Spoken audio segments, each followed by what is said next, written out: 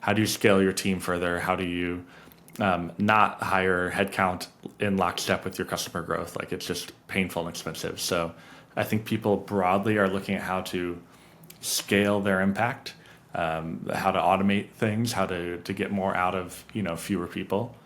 That isn't at odds with providing a better experience because the other side is they're trying to figure out how to provide better experiences for customers.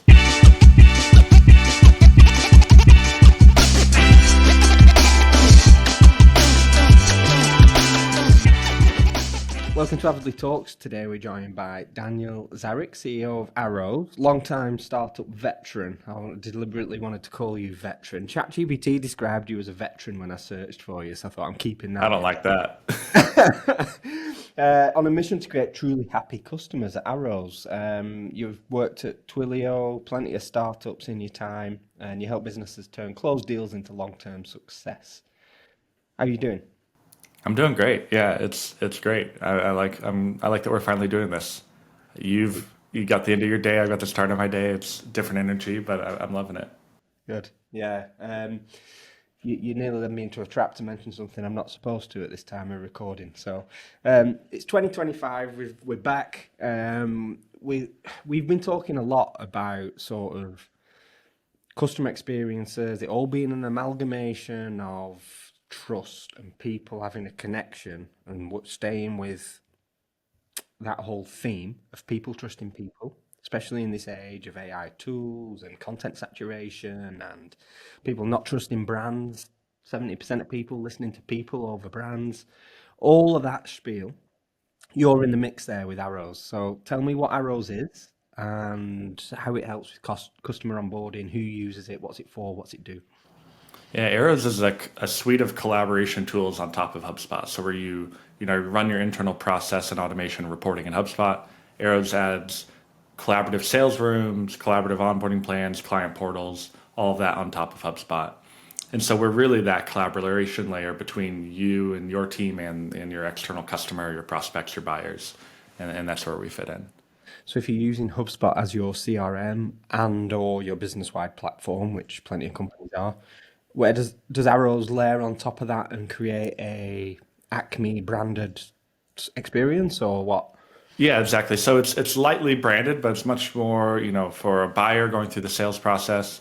It helps them, collect all the resources and call recordings and next steps and milestones that they're navigating to purchase from you. For the onboarding product, it's a collaborative project management sort of tool. It's a lot more focused and directed. We need you to do this action in this order to make sure you go from closed one to go live. And then the client portal product is really a way to group all of your onboarding plans and sales rooms into one space. So throughout your customer journey with your entire relationship with the company, you have one place to go and see everything you've done together that you worked on together. And then HubSpot is really your internal team's way to collaborate and do their work. It's a space for the customer to have their representation of your relationship. Right, I get you now. Yep, that makes total sense. And it's used by HubSpot themselves for PSOs. Yeah, so we're going to be rolling that out later this year, and HubSpot's been using Arrows for customer onboarding in 2024 and global onboarding in 2025. So they're going to, a new customer buying a hub or a couple hubs from HubSpot will that new relationship with them will be powered by Arrows, and the steps that you need to take to be successful with HubSpot are going to be guided through Arrows. But that's for the human-led onboarding part of it. So you're kind of asking about, the people trusting people. Arrows is built with human-led customer onboarding, human-led processes in mind. It's not a hands-off sort of tool. It's very much hands-on. But what we find is customers who take longest in onboarding often are just like not sure what they need to do. They're not empowered to know what things to do next and on what time frame they're expected to do them to be successful. And they're looking to us as the people they're buying from or working with to guide them. And that's where like frustration happens when they're like uncertain about like what to do next. And they're not looking to some like faceless unpersonalized system to tell them what to do next. They want something specific to their business, specific to their goals. And Arrows is trying to facilitate that kind of human collaboration part. And what kind of industries are you working with? Is it high volume, touchless customer onboarding, or is it the personalized, highly bespoke end, or somewhere in between, or both? Somewhere in between and a little bit of both. I mean, B2B SaaS is definitely a sweet spot for us, client services companies, and then some companies that are like, you know, in the broader mix around there, like private communities or, kind of different membership sort of platforms. Like they sometimes use arrows. It's more on the bespoke side than touchless. But if it's super, super bespoke, that ends up being like better for, really custom project management. Arrows is more like human led, but repeatable, Yeah, if that makes sense. So we're absolutely. doing the same 70, 80% of things with most customers. We do need to personalize it and give them a unique path for their situation, but there's still a human involved that is making sure that they are going to go through it on the timeline that we expect. Yeah. So it's the little what syrup you put in the coffee at Starbucks rather than just the off the shelf, ready made one in a can. Yeah, exactly. Nice. And where, where did sort of your diving into customer onboarding and customer success and customer journeys come from for Arrows? Yeah, at Twilio, which I was there 2011, 2012, so a long time ago now. Maybe I am a veteran after all. But Yeah. I worked on internal tools for a lot of it as a product manager. So I really liked supporting other colleagues and, them being able to like do their jobs with more leverage, with more effectiveness, and without us needing to hire people to scale. Like we were scaling very quickly. People are hard to hire, train, get up to speed, and providing better service like software and engineers give you leverage to do that. And then when we were building arrows, we started trying to take some ideas from the internal tool stuff we did at Twilio. None of them really made sense, but what they led us to was starting to talk to customer success teams, post sales teams at agencies, at B2B SaaS companies, et cetera. And talking to them, we were like, what happens when a new customer, somebody says yes, like when they say, yes, I want to get started with you, let's go, this sounds great. What happens? How do you discover that they're a new customer? Like, does the sales rep Slack you? Do they email you? Do you get scheduled on a call? What's the handoff look like? How do you know, somebody's going to be successful, in the first few weeks, first few months? Like, what actions do they take? How do you collaborate? How do you, we just started digging into that whole process. And time and again, we saw, Trello boards and Google Sheets and Salesforce and HubSpot dashboards and all these spaces where people were tracking milestones and activities done by their customers in the first few weeks and months of a relationship. For somebody like Avidly, it's did they give us access to their Google Ads account? Did they give us access to their HubSpot account? Did they fill out this form with some information that we need for them? Did they upload these files that we need from them? Did they schedule these 2 or 3 calls? If they don't do those things, our relationship fails, right? So there's teams and humans involved in making sure that stuff happened. And maybe a third or half of the time, that Google Sheet or project management tool was shared with the customer. So there was actually something where, that was kind of new behavior where instead of us just tracking it internally and then sending email reminders, we were starting to have like a collaborative space where we could make sure the customer moved forward.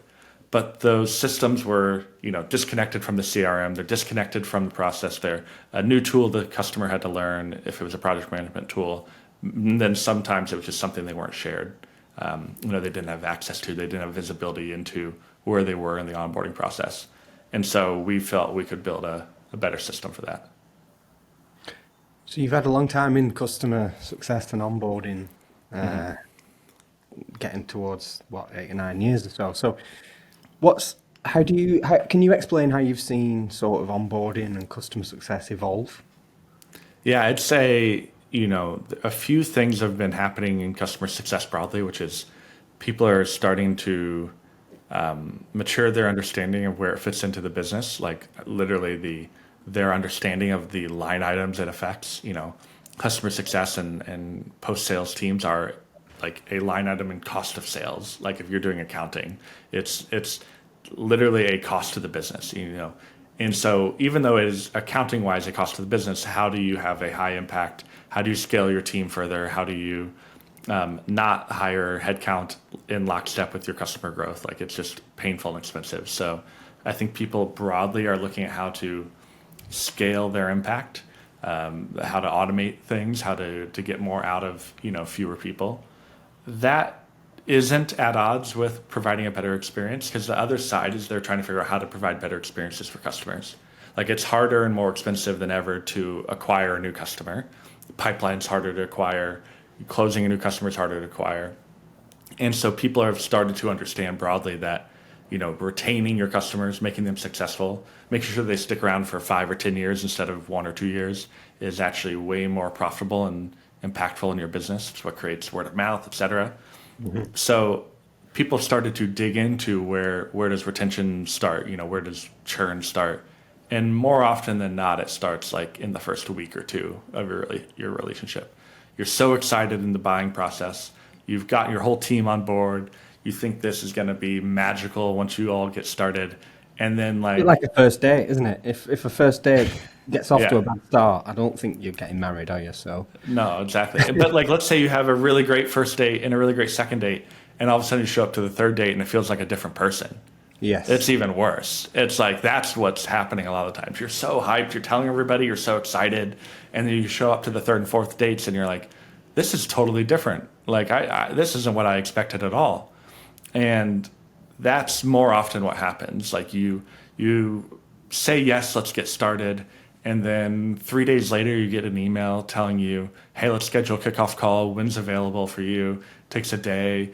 Then there's a weekend, so we don't do the kickoff call until like a week after we told them yes. seen You this get on that so many call. times when we've Yeah, looked at why clients have churned. I remember I can picture sitting in that meeting room next door where it's like, well, let's take a step back and have a look. Yeah, okay, the sales to kick off date was 3 weeks in the end because they didn't yeah, have everybody lined up. We didn't chase them to get it lined up, and then before you know it, first key milestones missed, first yep. invoice gets delayed, and then you're just on the back foot, aren't you? The expectations are here, and then reality ends up way over here, and then all of a sudden you're frustrated, and nobody really got on the same page the whole time, and it was actually preventable. Whether doing the actions on time was preventable, or the communication around the fact that we were at risk of missing our timelines is preventable. And So so what we why? see a lot, like people will show up on the kickoff call 2, 3 weeks later, and then it's like, hey, here's everything we need from you. And everybody's sitting around going, you could have told me that. I would have had that stuff ready for you in the time before the kickoff call. And so it's actually a lot of wasted time, unnecessary time that gets in the way of getting to some amount of value or progress faster. Absolutely, and I think the thing that comes to mind is sort of what's the tool, I guess, is getting that out of your good sales and customer facing people know these things through experience. I'm guessing Arrow can help you accelerate those things into newer people into those roles or Absolutely. junior members of the team, for example. Yeah, I think a lot of leadership folks will buy arrows because, like, we're looking at a period of growth or new hiring. We want to scale our existing team or the new hires further, faster. But this is a process that we're buying. Like, we're buying a tool to actually, write down and put our process into a structure. It might be kind of ad hoc. And then does the tool and the process actually help us maybe run that process more repeatably, more reliably as we add new people, as we scale, our customer base? What's the sort of difference for Arrows then, compared to say either setting up some task automation in HubSpot or perhaps using your project management system to have an onboarding process? What's the difference with the tool Yeah, Arrows? so the task management stuff in HubSpot is super powerful, but it's all internal, right? Like it's still like your internal team. You can't send those tasks to a customer. So, we still think that everybody should set up a pipeline in HubSpot, tickets, service objects, custom objects, deals if they only have Sales Hub.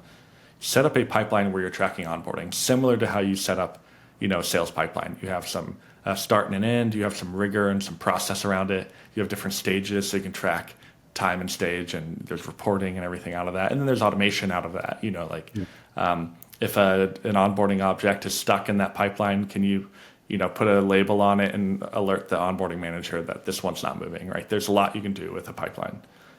But, if you have tasks in HubSpot all internally, if you have a project management tool, you can invite an external customer, but then you're getting them to like learn this new tool. Like if Yeah. I invited you to an Asana project or a Monday.com project right now, you're going to get marketing emails from Monday. And they're trying to get you to adopt their product in your business. Whereas arrows and tools like us are designed not for you to, become a new project management customer. We're designed to help you onboard to the company Your that's using it. customer. Yeah. Exactly. Yeah. And so we've designed arrows to be very focused on, guiding the customer to take the action on the things you need them to do. Book this kickoff call, upload these files, fill out these forms, all of that, and then sync that data and that functionality back into HubSpot. So that pipeline that you've set up is actually automated and Yeah. powered by the Arrows project. And the team that is, the onboarding team, success team is going to the ticket record or the service record and seeing all the status updates and progress from the onboarding plan from Arrows. It's just syncing back into HubSpot. That's what I liked looking at the tool is it's described on your website as like predictive analytics and using sort of, I don't know, I'm guessing like managers can see sort of the trends come in or Yeah. prioritizing things. Well, you're using AI to help with these things? Not much. I mean, right now, up until now, it's mainly just exposing the data that is like unexposed when you're using a spreadsheet or project management tool. You just don't have access to which tasks are stuck, which customers have overdue tasks, which I ones would say are going live, right? it's Like it's so just putting that into a structure that works. so refreshing to hear a CEO 2025 say, no, it's not really using AI, it's just taking data and presenting it. So what we will do, and you'll see here throughout the year, Arrows will be adding a lot more AI stuff. And the AI stuff comes in two flavors. One, like there is a lot of data. So how do I make sense of that data? How do I maybe, if I'm a human who has a lot of time, we've started building with this idea that like it's really hard to stay on top of the process. It's really hard to do all the things that we all want if we had more time. Whereas, software and AI actually can do a lot of the work that takes a lot of time and energy from us. It can do it way faster. Now, it's not necessarily great at going 100%. It's not necessarily great at making decisions. That's where humans are really, really effective. But it can help you get 70, 80% to presenting when there is a possible decision to make. And so let's say all of that data, it's very easy if I had endless time to go dig into all of our onboardings that are active and look at the activity and look at the overdue task and get a sense of, what sort of action should I take. But it takes a lot of time, and I'm jumping between, 6 onboarding calls today, and I've got 20 minutes in between them. You need to grab lunch, whatever. Like Arrows can get you to the point, and AI in our system will get you to the point where it's presenting an option for you. Hey, it looks like this customer might be stuck. Do you want to nudge them with a comment? And here's maybe even a pre-written comment based on the situation that you can edit and then click send if you think it's relevant or dismiss it. And so that's the stuff that we're going to be launching throughout the year is, in the sales room process, you have a Fathom or a Grain or one of these call recorders. As you're doing calls in the buying process, syncing that to the deal record in HubSpot, Arrows is paying attention now to the emails and the notes and the call transcripts inside HubSpot and suggesting, hey, it looks like the next steps change, or it looks like the milestones in the buying process have changed, or the dates have changed. Do you want to update them? And it'll present, updates that you get to either dismiss or edit or approve. And ideally, over time, it becomes something that that just happens for you. But the time on the call is where we're actually helping and collaborating with the customer, and that's really hard to replace. But all the work around the collaboration is actually pretty low value, and that's where I think AI can take a lot of it off your plate. And it's the stuff that's easy to forget, which is super costly. Yes. Yeah, think of how many times a sales rep hasn't written handoff notes or writes them very quickly and very, Well, I remember you know, one of my yeah, early clients. You just naturally, it was convenient for them in the end, in hindsight. But I remember missing a couple of key deadlines early on. Then all of a sudden, they've got the perfect excuse to pull the plug on working with us. yep, In your mind, it's sort of, oh, I'll get it next week when I'm back. But not, without realizing, you've missed an actual yeah, contractual agreement or date that you had to. exactly. Yeah, yeah. And so that is an interesting point where on a call in the buying process, it's very easy for an LLM, an AI system to start catching those patterns like, hey, we've mentioned these dates. Do we need to save those dates in a property in HubSpot? Do we need to have the onboarding plan represent those dates? Like that context across multiple calls and a long period of time is very hard for us to keep in our head, but very easy for the systems to keep in our head. Now, very hard for the LLM or AI to say, we need to abide by this contract and make a certain decision and communicate this way. But it can present, hey, Paul, like, it looks like this date is today or tomorrow. Do we need to do something? And then Yeah. you can make the choice, yes or no.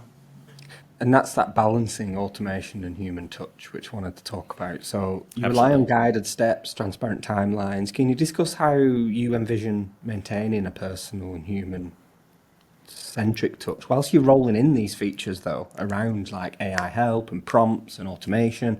How do you still keep that human in the driving seat? Yeah. We look at it as two ways. One, like calls are still like, synchronous phone calls, Zoom calls are still meaningful drivers of action and collaboration and coordination. So we've tried to build the Arrow sales room product and onboarding plan product more and more around meetings and calls. And like that's just time where we get together and collaborate and actually plan strategy, plan next steps. It's the, system can make the prep time for that call easier, the post call work much easier, and all the coordination around it. And the other part is, a lot of Arrow's activity is nudges around comments and little reminders. The more we can make those still have a human touch, it's Paul paying attention to your process and your timelines, and Paul checking in to make sure we're not going to miss this deadline versus some automated reminder.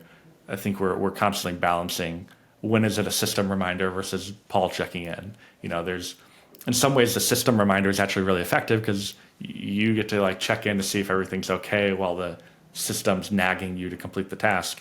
But there's like a component there where if just the system was nagging you, you wouldn't trust the process. You want to know and trust that this process was built with you in mind and your business needs in mind.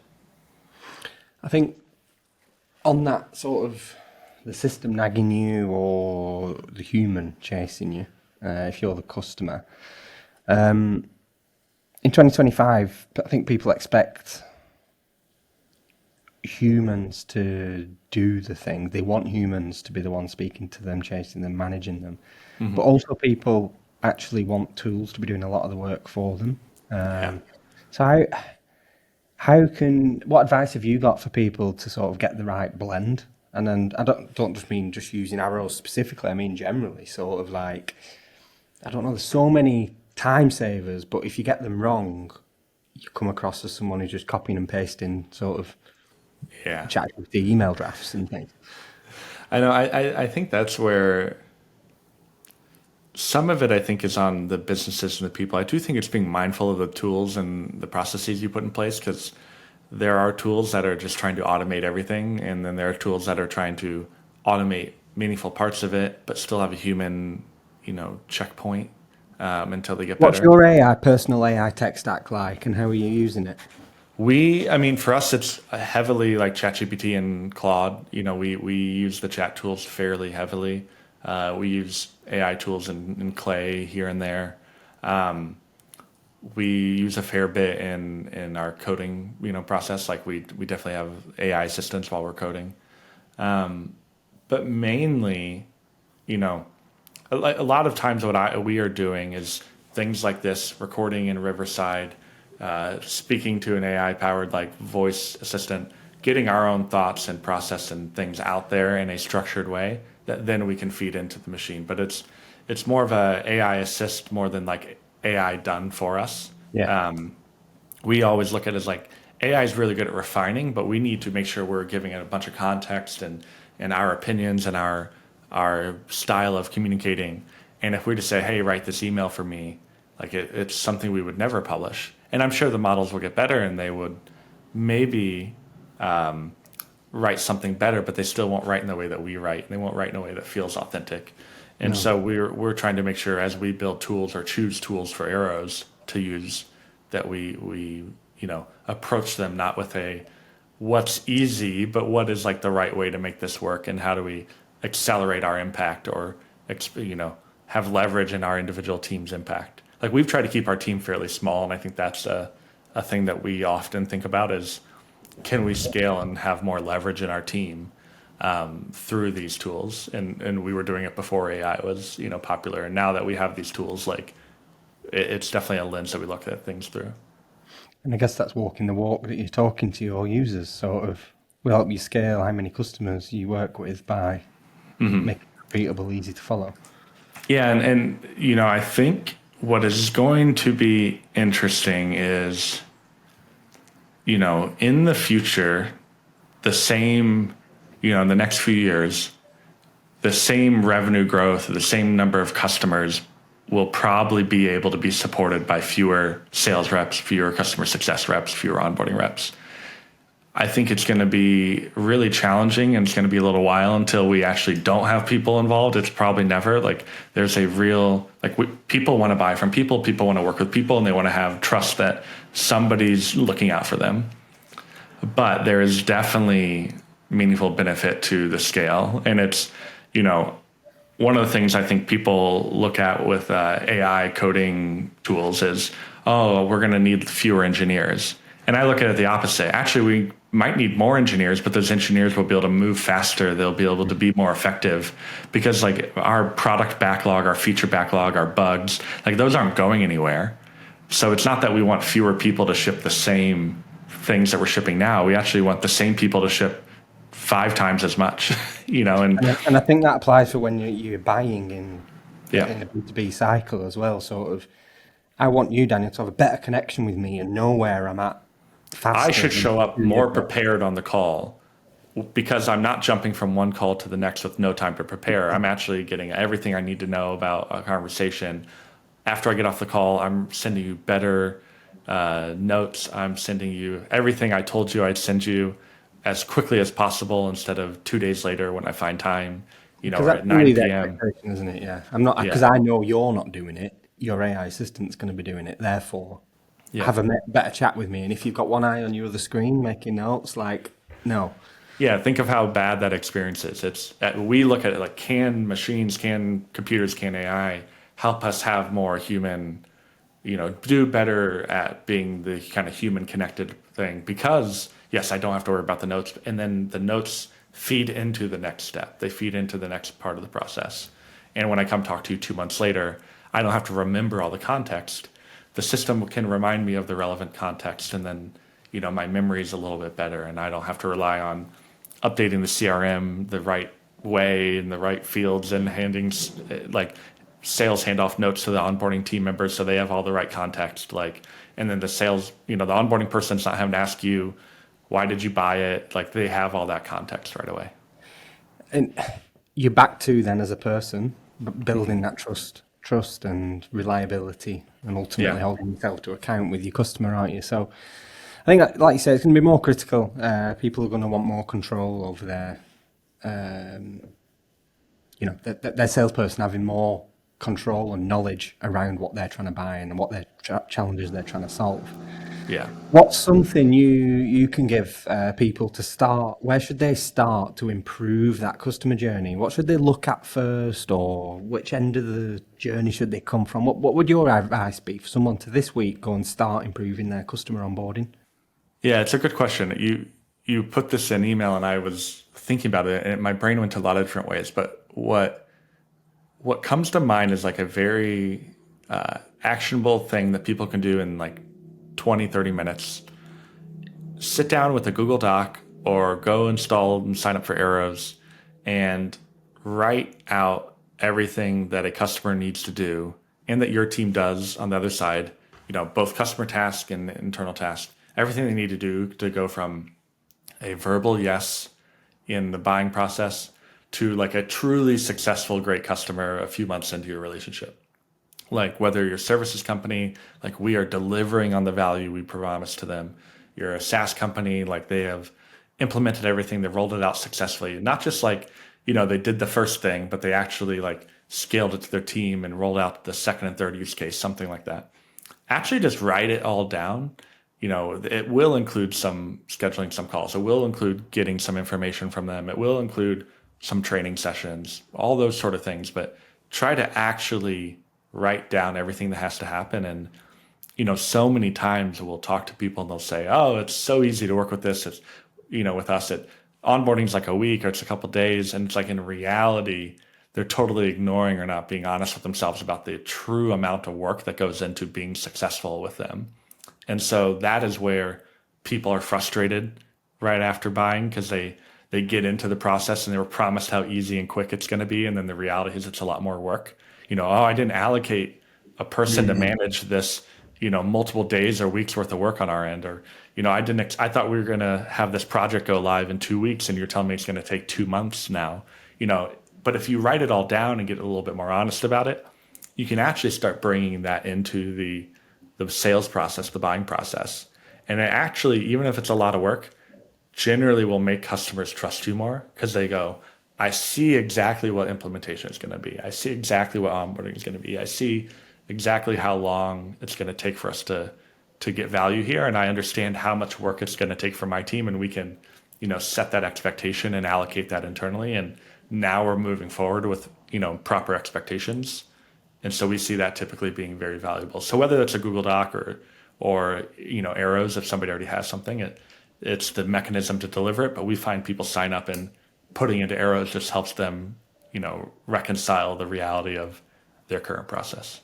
And the trust in you. Well, I'm smiling because it goes back to that trust and experience that you said AI can't replicate and can't make decisions, but you've got a process that is tried and trusted, and actually it's going to take this long. You're going to need to put this many hours in, but you're paying me to put in this many hours, so trust the process. Yeah. Nice.